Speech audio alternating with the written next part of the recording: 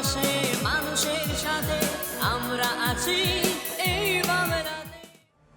আপনারা দেখছেন সংবাদ শিরোনাম। দেখলেন তো অনেক কিছু, এবার দেখুন নতুন কিছু। রাজ্য স্তরে তাইকোন্ডো প্রতিযোগিতায় দ্বিতীয় স্থান অধিকার করল স্কুল ছাত্রী। দ্বিতীয় স্থান অধিকার করায় জেলার নাম উজ্জ্বল করল নাবালিকা স্কুল ছাত্রী। ক্রীড়া মহলে শুরু হয়ে গিয়েছে উৎসবের বাতাবরণ। জানা গেছে বছর 16 নাবালিকা মেয়ের নাম অসীমা দাস। বাড়ি পুরাতন মালদা পৌরসভার 11 নম্বর ওয়ার্ডের সারদা কলোনি এলাকায়। চলতি সপ্তাহে 20 ও 21 জুলাই রাজ্যের নৈহাটিতে 34তম রাজ্য স্তরের তাইকোন্ডো প্রতিযোগিতাটি অনুষ্ঠিত হয়।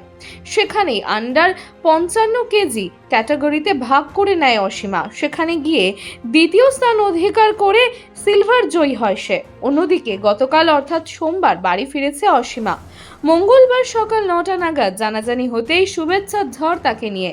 আরও জানা গেছে বাবা পরিমল দাস পেশাগতভাবে প্লাস্টিক ব্যবসা করে জীবনযাপন করেন এবং মা শিল্পী দাস গৃহবধূ। পাশাপাশি স্বামীর রুজি রোজগারের পাশে থাকেন। এভাবেই রুজি রোজগার জোগাড় করে পড়াশোনা করান তার মেয়েকে। বাড়িতে অসীমার মা বাবা ছাড়াও এক বোন রয়েছে। আরও জানা গেছে অসীমা পুরাতন মালদার বাচামারি জিকে উচ্চ বিদ্যালয়ের স্কুল ছাত্রী। তার বান্ধবীকে দেখে তাইকোন্ডো শেখার আগ্রহ জাগে তার। বিগত 11 মাস থেকে প্রশিক্ষক কৃষ্ণা বাসফোরের কাছে প্রশিক্ষিত নিত অসীমা। আর সেখান থেকেই প্রথমে জেলা স্তরে খেলতে গিয়ে গোল্ড পায় সে এবং পরে রাজ্য স্তরে খেলার সুযোগ পায়। সেখানে গিয়ে রাজ্যের বিভিন্ন জেলায় মোট 250 জন প্রতিযোগীদের মধ্যে দ্বিতীয় স্থান অধিকার করে অসীমা। অসীমা ছাড়াও আরও 2 জন মালদার পুরাতন বাজার থেকে প্রতিযোগিতায় ভাগ নিয়েছিল, তারাও দ্বিতীয় স্থান অধিকার করে। আমি টাইকোন্ডো প্রতিযোগিতায় খেলতে গেছিলাম। কোথায় খেলতে গেছিলে? সেটা নৈহাটিতে হয়েছিল। খেলা হয়েছিল? বিভিন্ন রাজ্য স্তর থেকে গেছিল সবাই। আচ্ছা, তো হয়েছে আমি সেখানে গিয়ে দ্বিতীয় স্থান অধিকার করেছি। নিতে আমি 11 মাস ধরে শিখছি আমার কৃষ্ণ বাস্তব টিচারের কাছে। তো সেখানে আমি যেতাম প্র্যাকটিস করতে বিকালবেলা। আচ্ছা, প্রথমে আমি ডিস্ট্রিক্ট খেলেছিলাম, সেখানে আমি প্রথম স্থান অধিকার করেছি। তারপরে আমি স্টেটে খেলতে গেছি। আচ্ছা, এটাতে নিজের আত্মরক্ষা করতে পারবে মেয়েরা। এখন যা যা এখন ঘটছে মেয়েদের ইয়েতে, সেটা নিজেকে সুরক্ষা করতে পারবে এগুলো শিখে। তাছাড়া আমার খুব ভালো লেগেছে এটা। আমার একটা ফ্রেন্ড শিখতো, তাকে আমি জিজ্ঞাসা করেছিলাম এবং আমি ভর্তি হয়েছি। দিনে আমি সপ্তাহে 4 দিন যেতাম আর দিনে 2.5 ঘন্টা। আজকে ভোরবেলাতে এসেছি। মানুষজন বলতে আমি তো বাড়িতেই ছিলাম, খুব ক্লান্ত ছিলাম, ঘুমিয়েছিলাম। মাকে বললাম, মা ভেবেছিল হয়তো কিছু হয়নি কারণ আমি রাত্রে ফোন করিনি। বাড়িতে এসে মা বলছিল কিছু হসনি। আমি বললাম না, আমি সেকেন্ড স্টার অধিকার করেছি, দিয়ে খুব খুশি হয়েছে। মা একজন বলছে না পাড়ার লোক, আমি এখনো বাড়ি থেকে বেরোয়নি। আচ্ছা, কেমন লাগছে তোমাকে? খুবই ভালো লাগছে। প্রথম আমি খেলতে গেছিলাম স্টেট বাইরে, ভালো লাগছে। আগামী দিনে কি ইচ্ছা?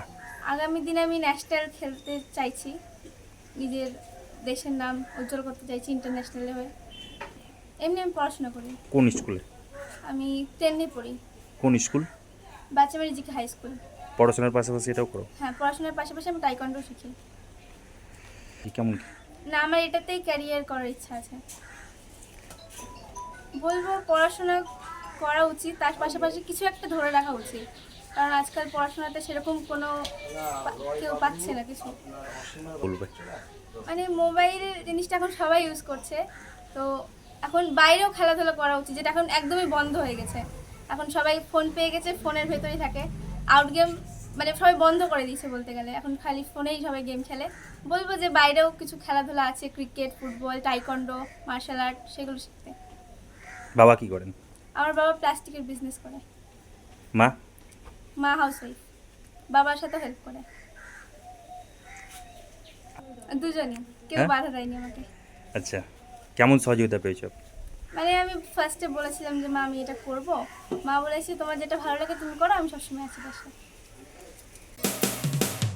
মানুষের পাশে মানুষের সাথে আমরা আছি এই বাংলাতে।